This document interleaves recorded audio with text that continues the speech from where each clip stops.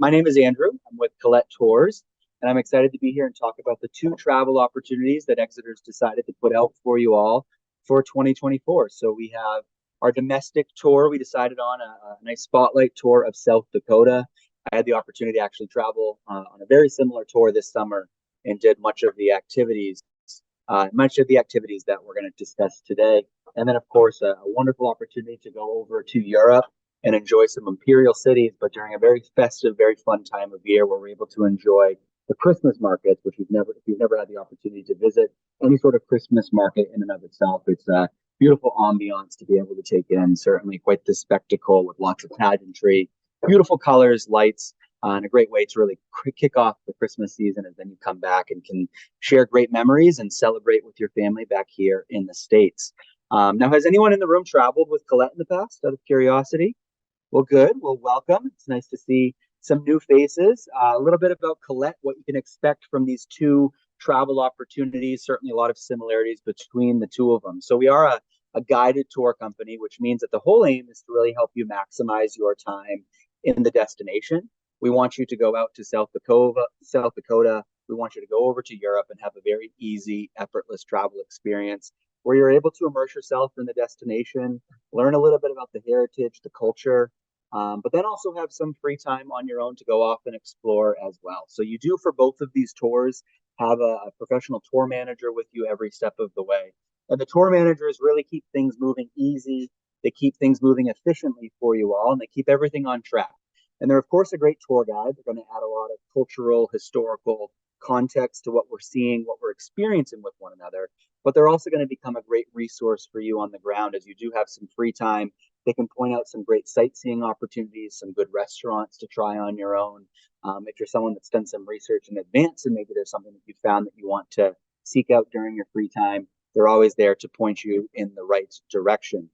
So that's a little bit about Colette, what you can expect from us on tour. But I am going to go right in order of the two trips that we have for next year. So I'm going to begin with talking about our tour out to South Dakota for next June. Now, out of curiosity, how many people came today specifically to learn about South Dakota or Christmas markets? We're talking about both.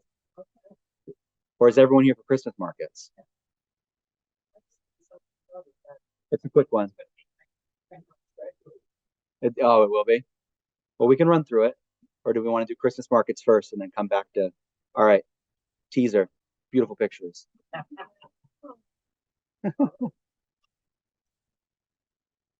So many bison out here, incredible. So much beautiful wildlife. You, of course, have Mount Rushmore. You get to see Crazy Horse Memorial. Badlands National Park, one of the most glorious national parks that I've had the opportunity to tour through. It's like extraterrestrial. It's very different from a lot of the other national parks that you have in this region. The famous Wall Drug, Deadwood. So we get to learn about Calamity Jane, Wild Bill Hickok, all of those great Wild West figures. Get to enjoy some country music. Custer State Park, my highlight of the tour, getting to go on a buffalo safari and search for some of these incredible creatures that you have coming through. These are my photos. The little burros, little video on the right. Great area. Get to learn a lot about the Lakota natives that come through this area as well. So we'll circle back on South Dakota for anyone who wants to stick around and learn about that particular tour. But since the majority of you are here for Christmas markets, then we'll head right into the Christmas markets, and that's okay. So a great opportunity to go over to three iconic cities, some other small villages in between, but we're going to spend ample time in Prague, Vienna, Budapest, as I kind of led with, a great way to really kick off that holiday season and embrace the winter wonderlands that come to life in these great iconic cities. So this is going to illustrate how we're going to tackle our several days together, the flow of the tour. What I really love about this itinerary is you have at least 2 nights in each destination. So we're not changing hotels every single night. You have at least 2 nights in both Vienna and Budapest. You have 3 full nights in Prague, but we do begin with taking our overnight flight over to Prague, where we begin for the first 3 nights. We take a beautiful train ride up to Dresden, Germany, to take in one of the oldest Christmas markets that we have. And then we snake our way down. We stay in Vienna for a couple of nights. You have a beautiful stop in Slovakia. And then we fly home from Budapest after a 2-night stay there. Now, a very common question, I've already heard a little bit of chatting about it as we got prepared today, is about kind of the accessibility, the walking, what you can expect from the touring experience. And what you need to know is we're traveling to some very old cities, some very big cities. So you have to be prepared and able to do some walking. Now, when we are out touring with you, we're doing this for probably 2 to 3 hours at a time. So we want to make sure that you're comfortable walking for up to 3 hours at a nice leisurely pace. We're not going on any strenuous hikes or anything like that, but certainly we're going to be going over a variety of terrains.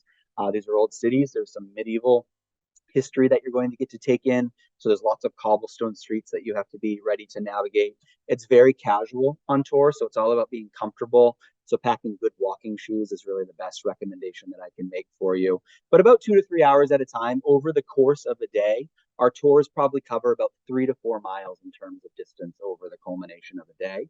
And then after we break, after we've had some touring, we give you some time. So if you're the type of person who wants to go and just enjoy a nice cup of coffee, maybe some hot wine, and take in the beautiful surroundings, or if you're someone who wants to go and enjoy all of the museums, the nightlife, everything that you possibly can, you can absolutely walk the day away if that's something that you want to seek out on your own. But keep in mind about 2 to 3 hours at a time. When we're in the cities, there's not too much motor coach time other than getting back and forth.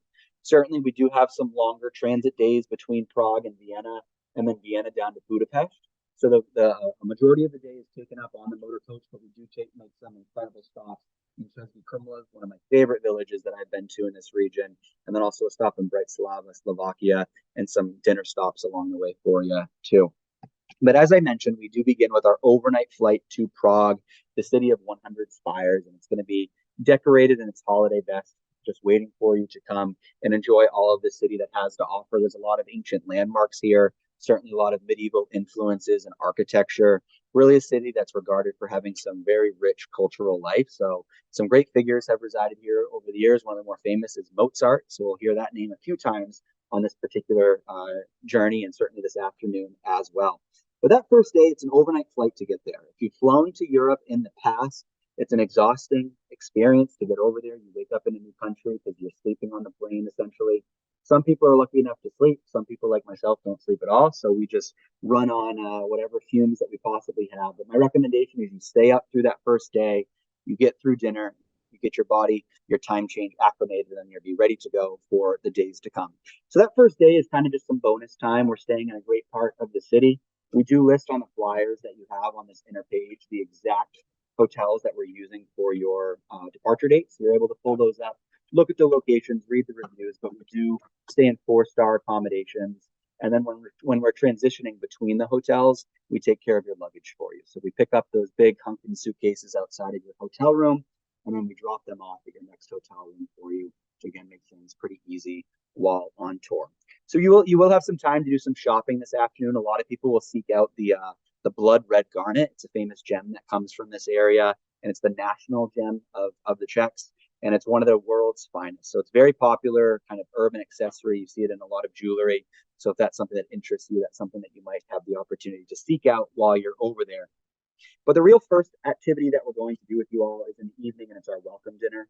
Great opportunity to come together, meet your fellow travelers, enjoy some nice delicacies that come from this region, and get excited for the days to come. Now, another common question that I get comes down to how many people are we traveling with? So most likely we're going to have maybe 10-ish coming from this Exeter community. When you get over to Prague, check into the hotel, get to your first dinner, you're going to meet the rest of the travelers that meet up the group. So usually we're somewhere in the 38 to 44 traveler range on tour. So it's a nice group size. You have plenty of faces to become acquainted with over the course of the week, but not too many where you're getting lost in the crowds along the way. So very fun, festive evening to kick things off.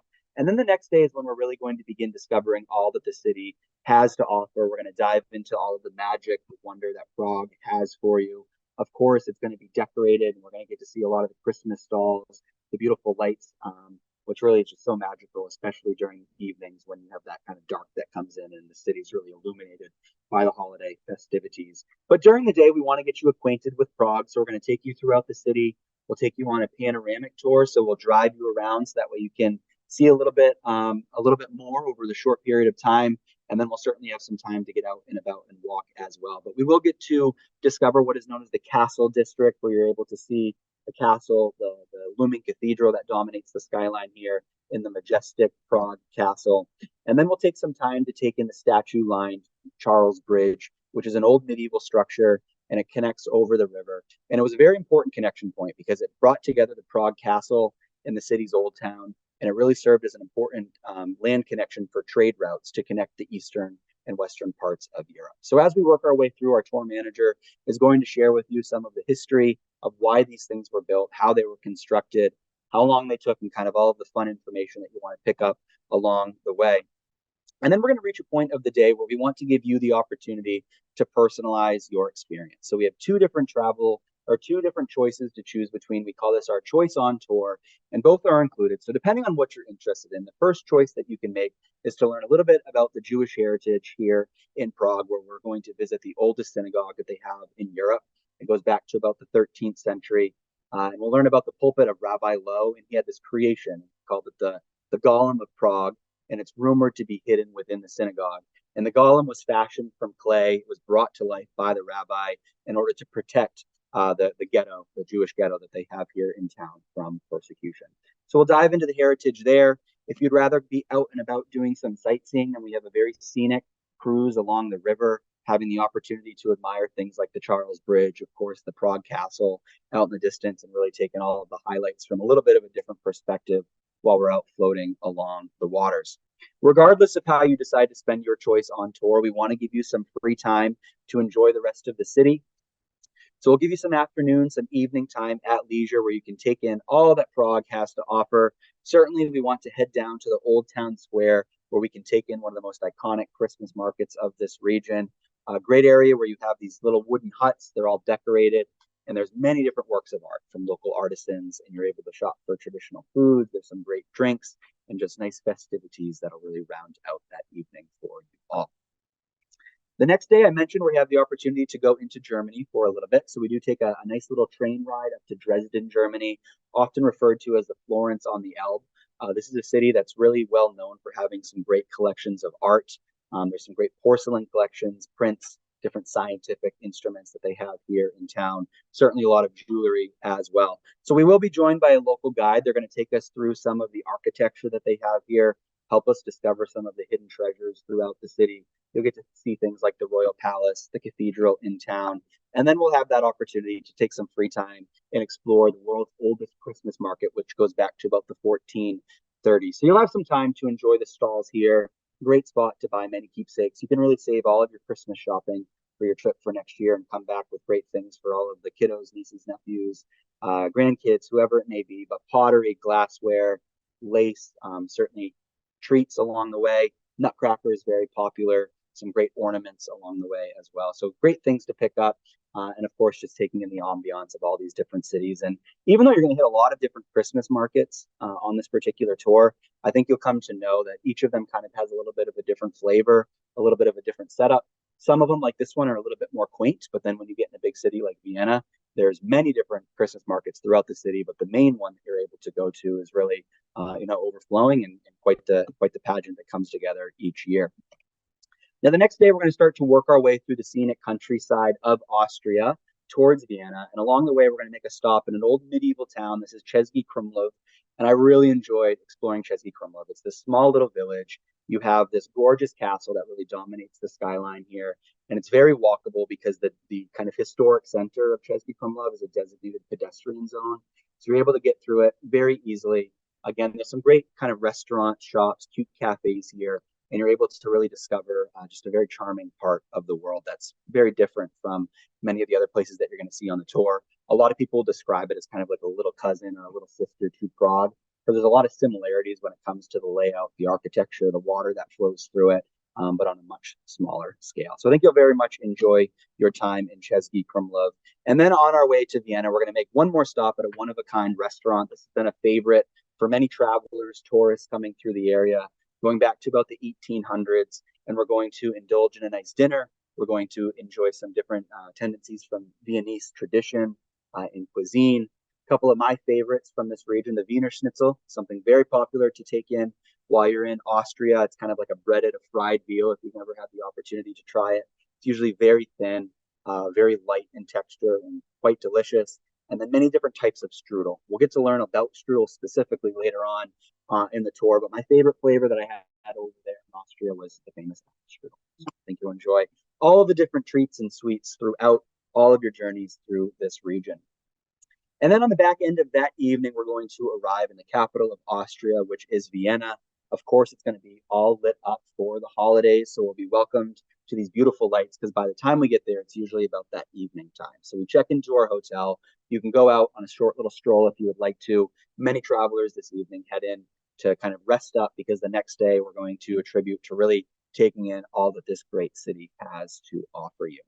So in the morning, we'll be joined by our tour manager, and we're going to get to visit one of the most iconic sites that you have in the city, which is the magnificent Schönbrunn Palace. This is the summer retreat of the Habsburg dynasty for about 200 years now.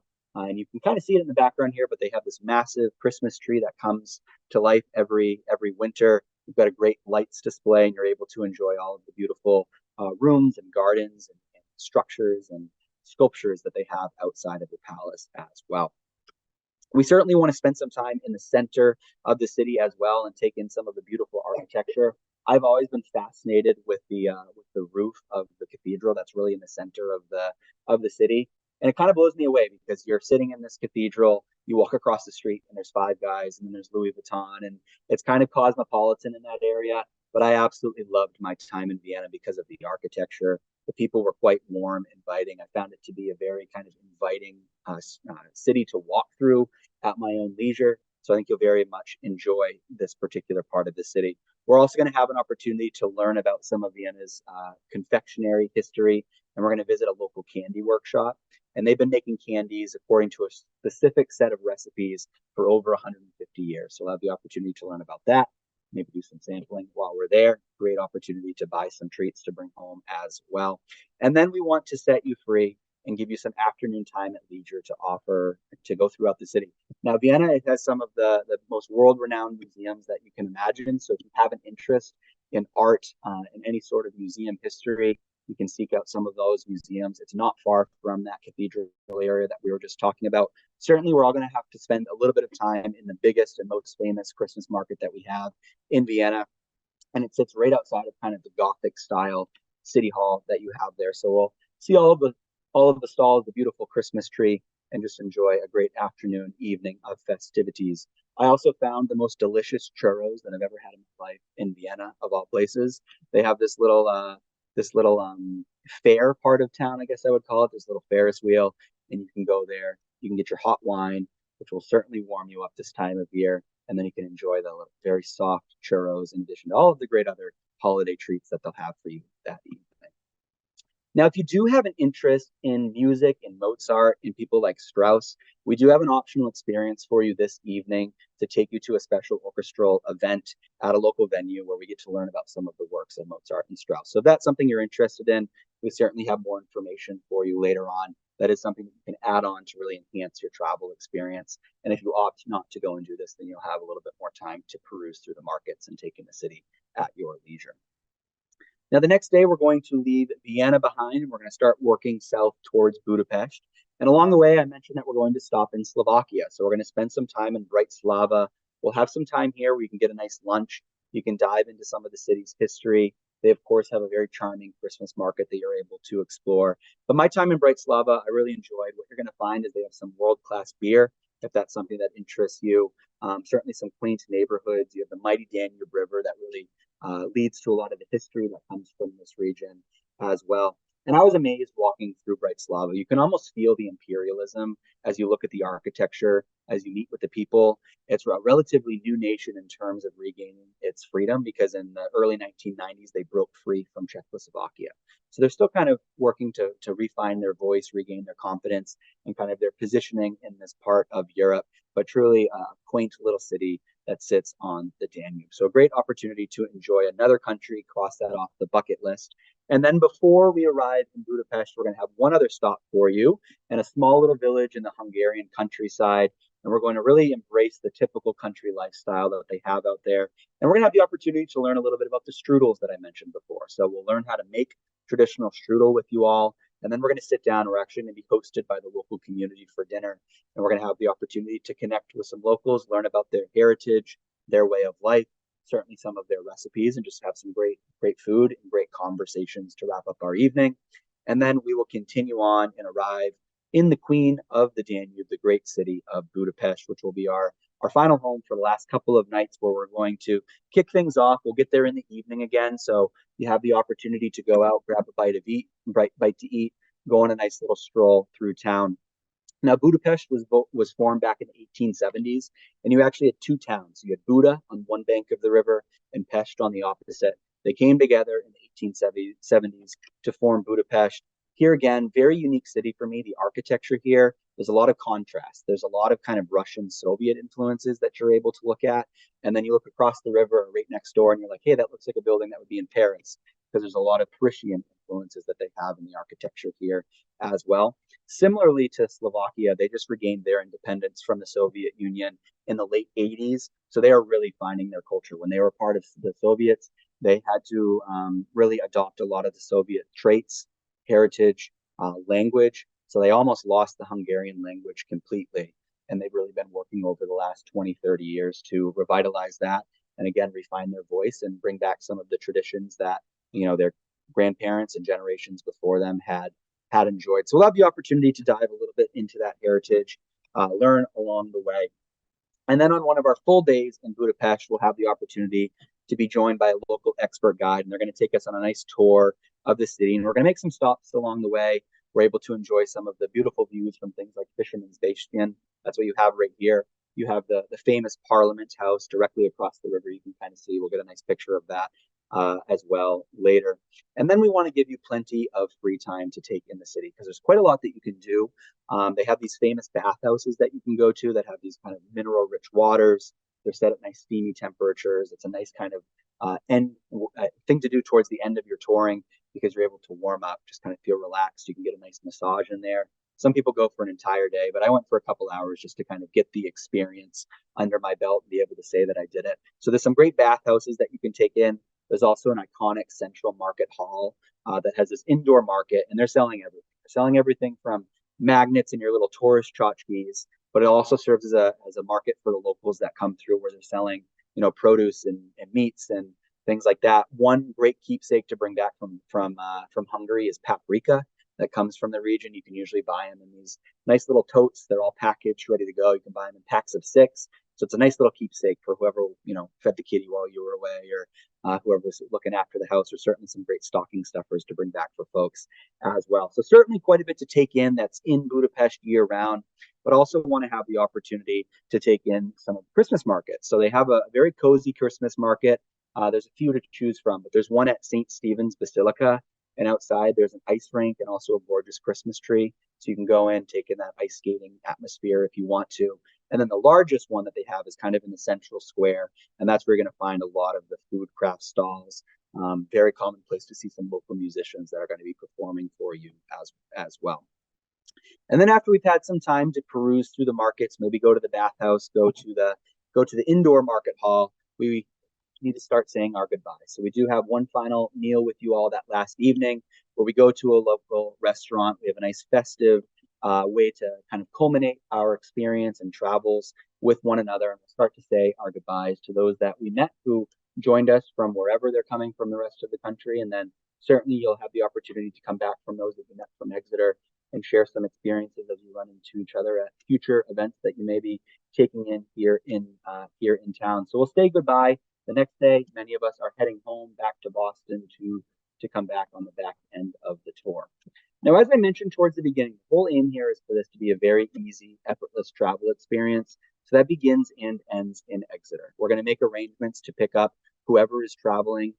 We'll take you down to Logan Airport. We'll drop you off at the appropriate terminal. We'll all fly over together into Prague. And then on the back end, when you fly home from Budapest, we'll be waiting for you up in Exeter to get you back up to wherever your vehicles are here in the area. We'll work with David and the Parks and Rec crew to figure out where that meeting point is going to be exactly, but we'll get you that information next year. And then even though this is a guided experience, there's plenty of ways that you're able to personalize this to make it your own.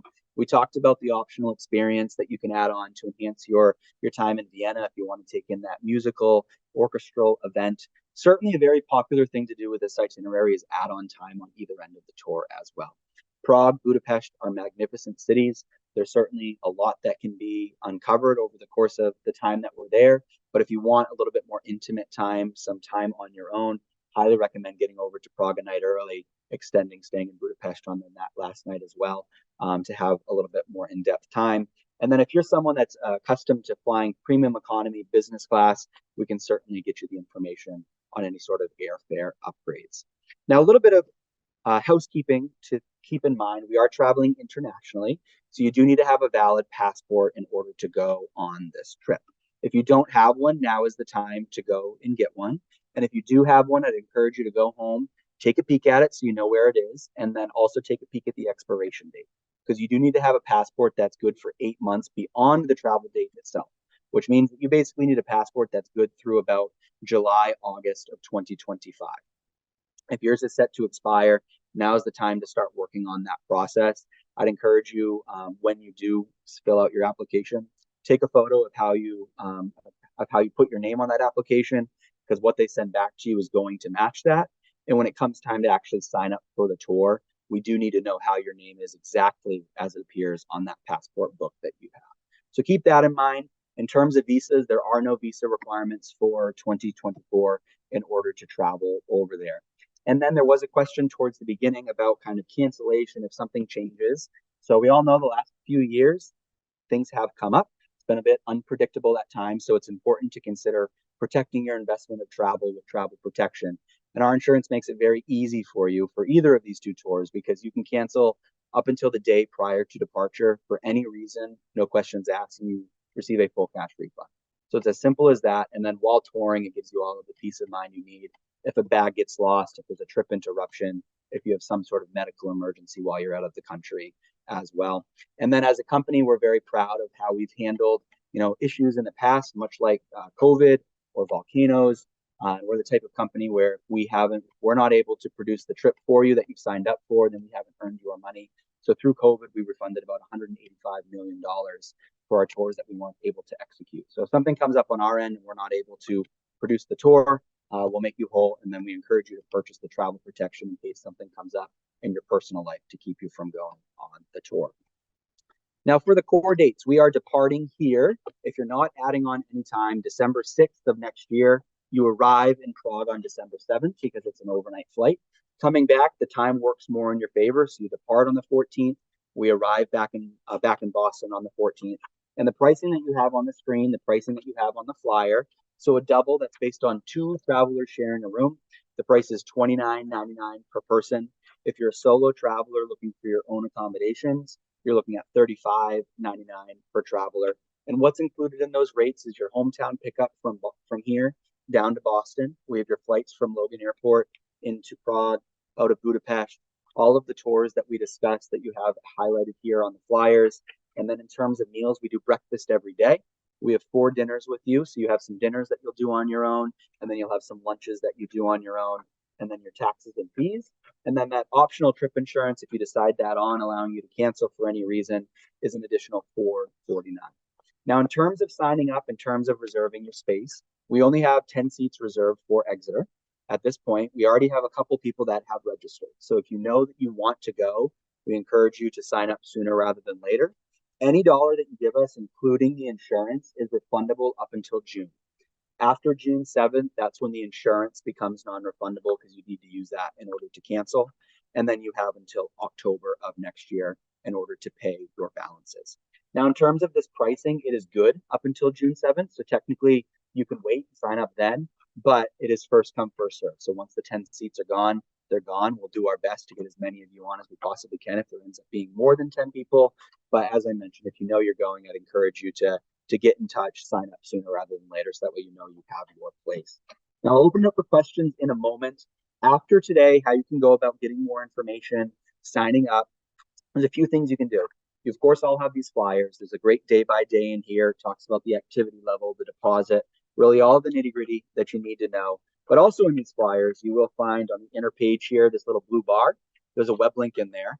And that's going to take you to a group web link that has everything that's on this flyer and more. There's a great FAQ section that talks about currency, talks about the power adapters you need, packing tips, kind of all that nitty-gritty details of what to know before you actually go on tour next year. And also through that website, that's the best destination to go to actually sign up for the tour. So if you know you want to sign up, in the top left-hand corner, you'll see a sign up now button. You'll go, you'll fill out your passport information, contact details. You can select if you want to add on that optional experience right through that, and that's the best way to sign up. If you have any specific questions that you can't find on that website, or if you have any specific needs that you want to address before signing up, then your contact for the tour is actually the Parks and Rec here in Exeter. So David's listed on these flyers, his phone number, his email address is here. You can also call the office, stop in, and the staff here is happy to assist you in getting more information along the way. So happy to pause, answer any questions that we may have on the Christmas markets. Yes. I'm sorry, I missed, if you want to sign up, can we sign up here or here? So I'd encourage you, if you're able to sign up there through the website. It's the most straightforward. If you run into any issues or if you have any questions that you're not quite sure of, then you can reach out to David and the team here. But in terms of that initial sign up, go through the portal so that way you know everything's inputted accurately on your end. Can I have one? Yes, please. So do you need a- I wasn't clear. No, no visa. Okay, It's been pushed back once again, so we don't need to worry about it for 2024. thank you. Yep. Go ahead. Mhm.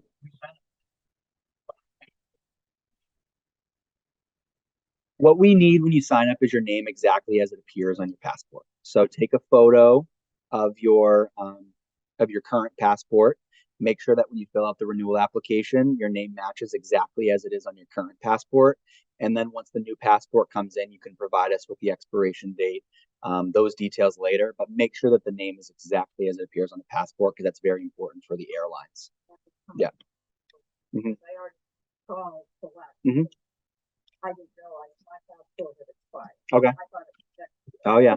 And, she said the same thing, but so if we do it online, we'll be able to say, Mhm. Apply for or whatever. Yeah, they where the area where you go to input the nitty-gritty passport details, you're able to bypass that essentially. As long as your legal name and date of birth is in there, that information we can input for you later. Once it comes in, you'll get that information over to David and the team here at the Parks and Rec, and then they'll pass it on to our team at Colette. You don't have to say. Good. A couple of other questions. Yeah. Is it a nonstop flight? Nope. So it's not a nonstop flight. The way that the airline works, there's no nonstop into Prague. There's no nonstop home from Budapest. So it requires a connection in both directions. The way that it works is once we know the number of travelers that we have, once we know who's doing pre-nights, who's doing post-nights, we go and work with our airline partners. Now we're only working with the major carriers. So we're not putting you on Ryanair, Spirit Air, any of those ones that we hear about. A lot of times it's the Air France, KLM, Deltas of the world. Lufthansa is a common one as well. So when I flew home from Budapest, for instance, I flew from Budapest to Frankfurt, Germany. I had a couple-hour layover, and then I flew from Frankfurt, Germany over to Boston.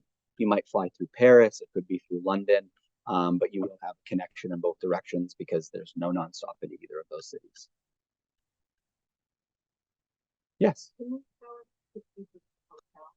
The hotels, I'd encourage you, I don't have them in here, but they're listed here. So I'd encourage you to pull them up online. You can take all the time in the world to look at photos, to read reviews, the locations. They are 4-star properties, and we're very proud of the places that we stay. So we're staying in strategic areas where you're able to, have access to local shops, some restaurants, some sightseeing opportunities as well. But we're staying in the Grandeur Hotel in Prague, Intercontinental in Vienna. If you've ever heard of Intercontinental, it's a renowned brand, great quality. And then we're staying in the Up Hotel in Budapest. Yeah. Mhm. Yeah. Mhm. Mhm. So that's a great example of why it's important to consider travel protection. Because if something were to come up, if you were to lose value of the tour, you get there a day late, or you're coming home and you get stuck somewhere for a night and there's out-of-pocket expenses, that's where travel insurance is going to come in and give you some money back for what you missed of the tour. As a company, we're going to help you navigate those waters if something happens. Certainly, while you're flying, you're kind of at the mercy of the airlines in terms of when the flight's actually going, but you will always have a 24/7 assistance line to Colette that you can call and we can point you in the right direction and do everything in our power to make it as seamless as of a travel experience as we can. But those things do happen. That's why we purposely don't do too many activities on the first day of the trip in case the flight does get delayed. Really, the first activity that we have is that welcome dinner in the evening. You're probably going to ask the thing. Mhm. The transfer. Yep. So from Prague to Vienna.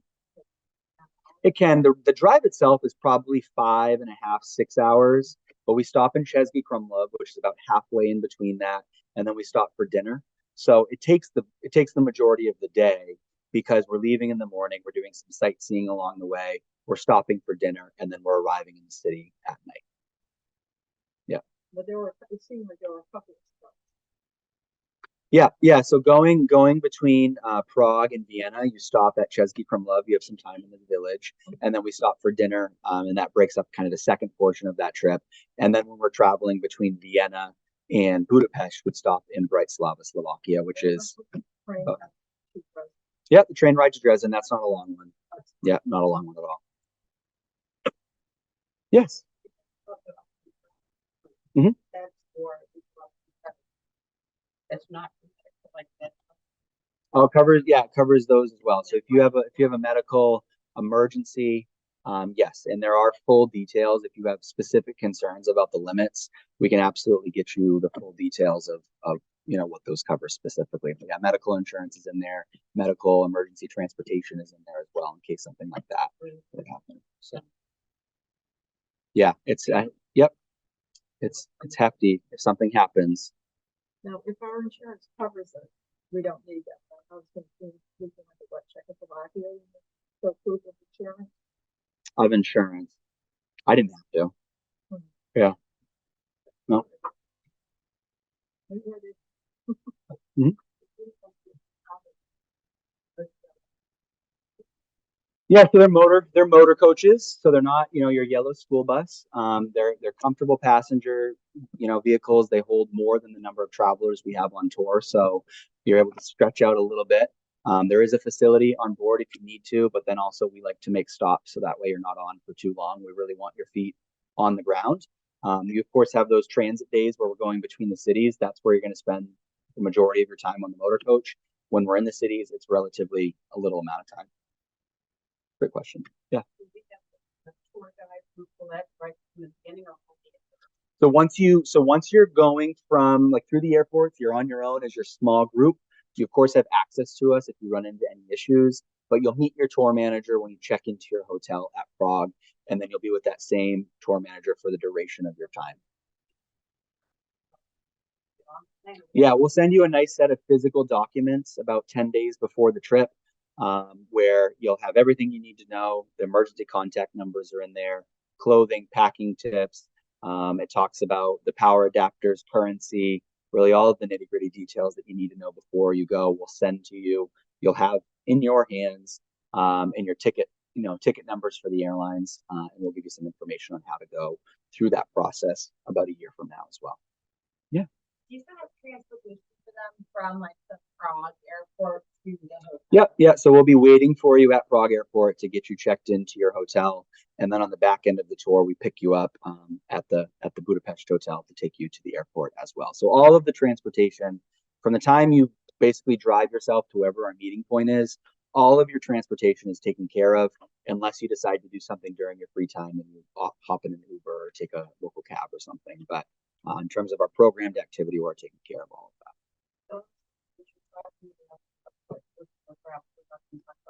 One more coach. Mm-hmm. Correct. No. Great question. Yeah. It's just that. Mm-hmm. Yeah. Once you get to your luggage transported between countries. No, because they have open borders over there, so very seamless. Mm-hmm.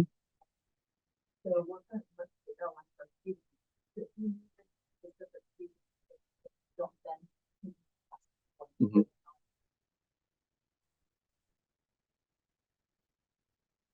So when you're signing up, it will ask for your preference of seat assignment. So you can put window, aisle. We do everything that we can to accommodate that, but some airlines, especially a lot of the European carriers, you don't get seat assignments in advance unless you pay for them. So when you get your documents, you can go online, you can try and buy a seat if they happen to be available. Also, I'd encourage you to advocate for yourself when you check in at the airport and say, I have a medical whatever, I can't sit in whatever, and they'll do what they can to accommodate you for whatever your needs are. Yeah. And the two trip options are to go to the Jewish Yes. opportunity or the boat. Yep. You have to decide that. So those are choice on tour, meaning you decide when you're on tour. I think usually when you're signing up, it'll ask for what your preference is. So that way we can at least have an idea of who wants to do what. But when you get on tour, you can make that decision when you're traveling. And again, those are both included. So you just decide which one is a little bit more of your interest level. And the tour managers are good about giving you a nice little overview of each of them so you know what you're gonna see. And then usually one of your friends that you meet is doing the other ones. So they're happy to share their photos and experiences with you as well. Thank you. Absolutely. Yes. Mhm. Once you're out on your own, you've got to, look out for yourself. I'd encourage you to go out, and with someone or in small groups to enjoy the cities in the nightlife. Certainly we'll know the next morning if you're not on the motor coach, and we'll do what we can to find you. But be safe, please, if you decide to do that. I'm happy to hear people who want to go out and enjoy the nightlife. Some people head right to bed, so good for you. Yeah. So do you think there's a lot of shopping involved in this trip? So do you recommend bringing like an empty case or like? You can. Yeah, a lot of people will throw in. I always take so when I travel over to Europe, what I try to do is take my checked suitcase and then I take a personal item, so like a backpack going over. But in my checked suitcase, I usually put one of those like duffel bags that folds into itself, and then that can be my carry-on coming back over if you need some extra space. But yeah, this is probably one of the more popular itineraries where you're coming back with more tchotchkes. So definitely be prepared when you're making your plans to pack. Leave yourself some weight in the checked suitcase. Leave yourself some space in whatever it is that you plan to do. Some travelers they'll go over with just the checked suitcase and the personal item. They'll buy a bag when they're there that they don't have to worry about, a little cheapy that they can bring back on the plane with them. But yeah, that's certainly a good thought for this particular adventure. Good. Well, if there's nothing else, yes. Weather. I mean, you're traveling in the winter. You see the pictures, right? So snow. Yeah, I went a little bit before when these pictures were taken. I was in November last time I went there. So most days I was wearing, I certainly when I went, it wasn't freezing cold. So I wasn't in boots or anything, but you're definitely going to want a warm shell, throw in a pair of hat, mittens. This time of year, it's great to wear layers because when you're out during the day, if the sun's out, you're feeling a little bit warmer, you're walking, you're moving, it might not feel as cold. But then when we break in the evening and you have that free time and you're walking through the markets, certainly can get a little bit chillier that time of year. But it's winter, it's early winter weather over there, so got to be prepared for early winter. One of my favorite parts of the documents that we'll send you is towards the back. We provide you with a nice little temperature map for each of the cities that we're going to be in that time of year, so you're able to get a good gauge of what the weather's going to be. And then once you're getting close to it, you can pull up, the 10-day forecast and see what it's, projecting to be when you're actually going to be there as well. Yeah. Great question. Well, if that's all, I will stay and talk about South Dakota for anyone who wants to stay and hear about it, but I'm not going to be offended if you leave as well. I know many of you are here and excited about the Christmas markets. That was no surprise to me whatsoever, or to David and the Exeter Parks and Rec. We appreciate you coming. Who's thinking about going next year to the Christmas markets? Good. Well, glad to see it. So there's only going to be 10 in the Exeter. We have 10 seats reserved. If there's more than 10 people that sign up, we'll do everything that we can to get the 10 people signed up. But I know that next year for the Christmas markets, it's a very in-demand tour because it's such a short window. So that's why I said if you know that you want to go, sign up so that way you know that your place is reserved, because once the 10 are filled, there's nothing, we'll do what we can at that point. So no guarantees after that. And as I mentioned, I did record this. So if you have any friends you want to share this with, let the team here in Exeter know. They can get you the recording tomorrow and you can send it off to whoever you want to invite to travel with you. Well, good. All righty. Thank you. No hard feelings.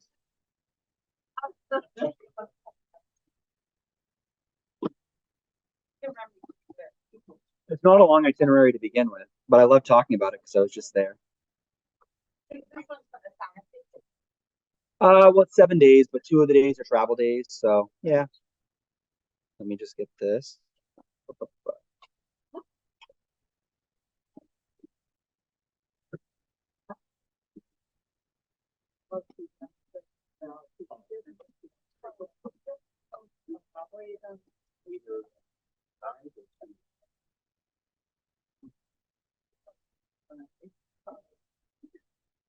I just went to summer.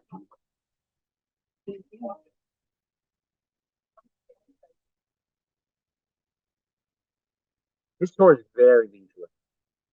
Very. I mean, there's one area when we're at Devil's Tower. There's an option to walk around it, but not everyone does it. Some people do it. Some people just sit out and enjoy the beautiful nature. When you're out Mount Rushmore, there's an opportunity to walk, but many people just stand, and there's a great viewing platform there as well. So it's not a ton of walking on this particular one.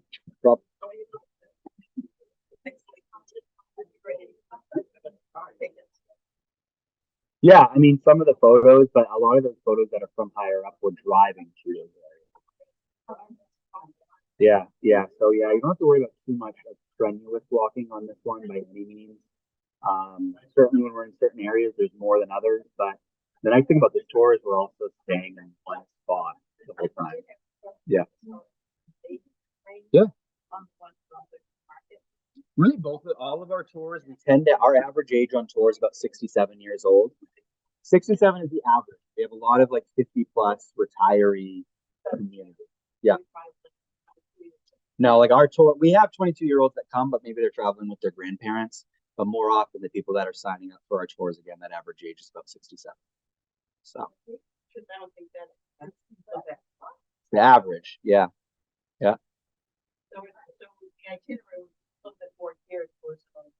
yes. Yeah, when we do South Dakota, and now that it's quieted down, I'm running through that. South Dakota is all about enjoying this beautiful part of the country. I was blown away. Here's South Dakota, and of course, you think about Mount Rushmore, which is a great sight to be seen. But I had so many surprises on this tour that I just didn't really understand, how close they all were together, how beautiful they all were, how many contrasts there were, and the types of landscapes they were able to see out there. But yeah, this particular tour, it's a nice leisurely approach. So it's rated as a level 2. You can read the specifics on the back of the brochure of what that means. But over the course of the day, I would say most days I did no more than 3 miles of walking as part of the tour. And I was actually trying to seek out opportunities to do some extra walking myself. So I ramped it up a little bit personally, but I'd say the average traveler was under 3 miles over the course of the day. And the walks that we did do, they were usually 15, maybe 30 minutes at a time. A lot of the areas that we're going to go to, we're able to take the motor coach up to. And then if you're the type of person that wants to peruse and explore, you can. But there's also just some great sitting areas where you can sit out, relax, and enjoy a lot of the great vistas that we're going to take into. The other nice thing about this tour is we're staying in Rapid City for 6 full nights. So you're able to really just immerse yourself. You can unpack. You don't have that, luggage repacking and unpacking. So it saves you a little bit of time in the morning. So you're able to take a little bit more of a leisurely morning to have a quick breakfast before we head out for our day of touring. But for this one, we'll fly you into Rapid City and out of Rapid City. And that's going to be our home for the next 6 nights. And Rapid City, it's kind of nestled amongst the Black Hills. It's a beautiful city that features a nice combination. So there's a lot of cultural roots, which we'll dive into with you. Certainly a lot of modern activity that's coming in as well.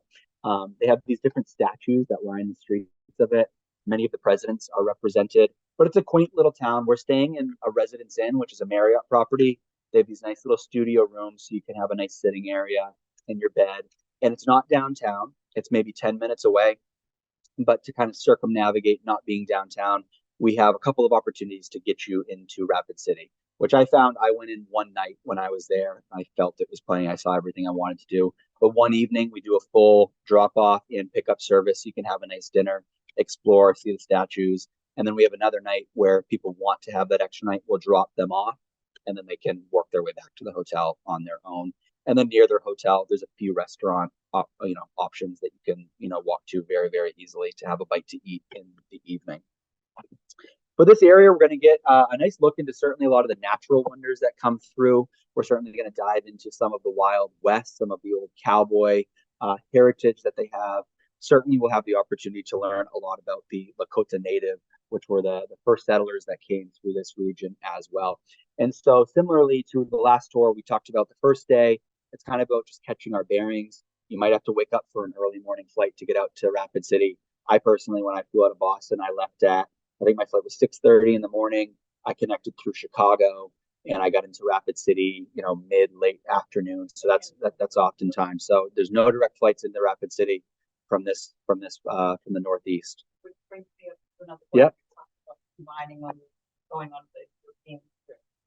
I mean, I ran into a problem with France that they suddenly put 3 different airlines on the same flight on ours. Yeah. And it was 50% full. Mhm. And that was before COVID. Yeah. So I was just thinking. Yeah, things happen. We'll be there to work with you. When I was flying out, I got stuck in Chicago for 10 hours and I wasn't sure if the flight was going to go out at all. But you kind of just have to be patient. You hope for the best. And if you don't get there, we're going to do what we can to get you there as quickly as possible and make it as great of an experience as we possibly can. But yeah, flying is a means to the end in this type of travel landscape. So got to be prepared for, rolling with the punches if something comes up. But one of the first things that we're going to do on our first full day is we're going to have the opportunity to meet with a local Lakota chronicler. His name is Yellow Hawk, and when I went anyways, he tries to bring his entire family with him. So his wife, he's got 3 kids, a teenager, kind of a elementary school, and then a very little one who's probably up to my knees. And they all come donning their wardrobes. They're able to talk about their Sioux way of life, what it was like growing up in this area. He talks about the nonprofit that he runs out there that really focuses on literacy and supporting the Lakota youth to make sure that they make it through graduation. If I had to guess, he's in his 30s, maybe young 40s. And he talked about, not him specifically, but the gentleman that you'll meet. Yeah, the one that you'll meet. Yeah, he was talking about how when he graduated high school, the graduation rate was like 30-40%, something like that. And the nonprofit that he runs, they've been able to raise it over the years. And this last year, I think it was like 85% of the Lakota were able to graduate, which is just an incredible feat to take in. You'll get to have an opportunity to learn with them. We're going to have dinner. They'll do a little bit of a performance. So here's the family that I meet. But they're doing traditional calls. There's a little one around. I was amazed to learn about his headdress. So there's a lot of eagle feathers. And he was explaining that in order to obtain eagle feathers, you have to get them from the national government. And it took 7 years in order you have to go through these applications to prove your heritage essentially, and then you're basically put in a queue until they send you the feathers that are there. So quite remarkable to learn about a little bit about that history. Now, the next day, our first full day, we're going to spend some time and we're going to visit the chapel in the hills. And this is an exact replica of the Borgen Stave Church, and that's in kind of the fjord region of Norway. These are these old medieval structures that were brought over by some explorers who came to this region in search of what else but gold. So there you go. Certainly learn about the gold rush throughout this era, but they also brought a lot of kind of standing with them as well. And then one of the highlights of the tour is taking in mighty Mount Rushmore. We'll get familiar with Washington, Thomas Jefferson, Teddy Roosevelt, and then you have, of course, Abe Lincoln over there on the right. And to give you a point of reference, each of those heads is roughly 60 feet tall. It took about 400 workers in order to build this over the course of 12 years. And when you go there, we go to Mount Rushmore twice on this tour. So we go during the day so that we can enjoy it, go on a nice walk if you'd like to. And then we go back in the evening because they have an evening nighttime lighting ceremony for you as well. I did mention there is a nice little presidential trail that you can walk. It's probably a half a mile, just maybe 30, 45 minutes, but there's a great kind of observation area. And much of the tour group that I was with decided to just enjoy the gift shop. They have some ice cream that you can get there, some huckleberry ice cream. They have TJ's ice cream. Thomas Jefferson apparently brought some like vanilla ice cream recipe that's been passed down from generation to generation. And supposedly that's the recipe that they use here at Mount Rushmore. So you'll have to try it while you're there. But we're also going to visit the Lakota Living History Village. And the Lakota make up one of seven of the Sioux Nation tribes that we have out there. Great opportunity to again chat with them, learn about their history, the relationship that they have with the local land and the modern day culture. And then we're off to the Badlands National Park. I already said that it was kind of extraterrestrial for me. I was fascinated. You have the opportunity to visit the visitor center here. And when you go in, they have some great interactive exhibits, but there's also this little hall of archaeology. And you have live archaeologists that are in there and they're working on fossils. And I was chatting with one of them. They told me that every day there's usually 2 to 4 fossils that are found by visitors that are just walking through the parks. And there's a couple trails in particular that people will go on to search for them. But we'll work our way throughout a lot of the history throughout here. This region actually used to be covered by a sea, so that's why you have a lot of those rock striations. We'll travel along the Badlands Loop Road, so you're able to take in a lot of the beautiful views. We make several stops along the way. There's some opportunities where you actually get to walk out onto the landmarks that you want to, very quick to get out to. And then there's other areas where you're kind of atop them and you're able to look down into the different kind of the amphitheaters and the different formations that are down below you. And then nearby, you have Wall Drug. Does that mean anything to you? It means something to a lot of people out west. So Wall Drug, it's in this town known as Wall. And in the 1930s, there was a family and they were looking to open a pharmacy out in that Midwestern region. And their only criteria was that the town that they were going to put it in needed to have, I believe it was a Protestant church. So they found Wall, they opened their drugstore back in the 1930s, and now it's grown into this massive complex. And as you're driving throughout this region, literally hundreds of miles away, they're planting the seed that when you get to this area in South Dakota, you're going to stop in Wall Drug because it says 136 miles to Wall Drug, 75 miles. So you'll see all the billboards as you work your way around. And then when you get there, they have everything. They have cowboy boots, they have Native American jewelry, they have some great food shops. You can get some lunch there. So you can get huckleberry fudge, treats, pie, really everything you can imagine. So you'll enjoy all of the beautiful stalls that they have here at Wall Drug. And then the next day, we will get to visit Deadwood and dive into the kind of the wild, wild west history. Here we give you 2 choices of how you get to explore. So one is a visit to Adam's house, and they give you kind of a nice dynamic exhibit that shines a light on some of the legends, some of the outlaws that came through Deadwood over the years. And then the opportunity that I did was visiting Tatanka, which is actually was started by Kevin Costner. And it tells the story of the bison, the relationship that the local Lakota have with the bison, and certainly with the land as well. And that was a very moving experience to take in. You're able to go in, and there's some old costumes from when he was in things like Dances with the Wolves as well. That's a popular one to watch on your way out there. And you'll have plenty of time to enjoy Deadwood on your own. Today, what you're going to find, when I went, it was filled with bikes, like Harleys and Indians, because it was the week leading up to Sturgis Bike Week, which is like 20 minutes from here. So there's a bunch of bikers, there's a bunch of Hells Angels walking the streets. But what you're going to find is a lot of kind of gaming, casinos, old saloons. You walk in what looks like kind of a souvenir shop, and at the back there's a bar, and then next to it there's 3 slot machines. It was really wild to take in. We'll get to peruse through Deadwood. We're also going to meet a gentleman. His name is Crazy Dave, and when I say crazy, it's a little bit of an understatement because this guy talks probably a mile a minute. He has a one-liner for everything. Sometimes he's hard to follow, but he's going to take you on a nice, quick, less than 1 hour drive out to Mount Moriah Cemetery, and this is the resting place of Calamity Jane. You have Wild Bill Hickok, some of the old Wild Wild West figures, and it's a very interactive experience that he's going to put on for you all.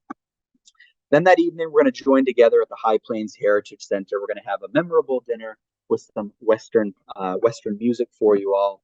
And then the next day was probably my favorite day on tour, which was taking in Custer State Park and enjoying all of the beautiful wildlife that they have here. So I saw buffalo, I saw elk, sheep, burros, so donkeys, prairie dogs while we were out there. This was the first state park in Custer. And I mentioned that we do it on a open air Jeep. So we drive through, we're able to get up close and personal with the buffaloes. If you're lucky enough, you'll get in a buffalo jam where they're walking in front of you and you don't know how long it's going to take until they move.